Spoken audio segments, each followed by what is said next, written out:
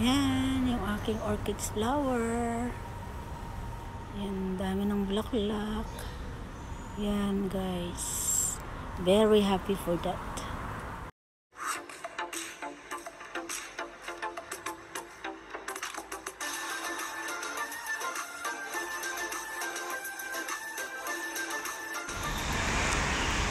Welcome back to my channel mga lovely friends. Today video is ito namang aking beautiful orchids.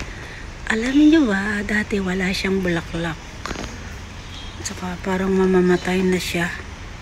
Pero ngayon tinyo, ang dami niyang bulaklak. 2 petals ang may bulaklak niya. Ayan siya. Talagang nakakatuwa, nakakaanong magtanim ng orchids. Kaya lang, isa-isa lang to, ibigay lang. Ayan. Itatapon ko na sana, pero katutyaga ako. Ayan. Alam nyo ba, ang nilagay ko lang dyan, yung panahon na mamamatay na, uling lang. At saka yung balat ng itlog. Yan.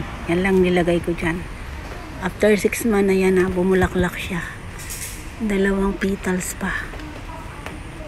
Kaya, try lang ba, wag niyong itapon. Kasi muntik ko na tong itapon eh. Pero, naisip ko lagyan ng ng uling at saka balat ng itlog. Ayan.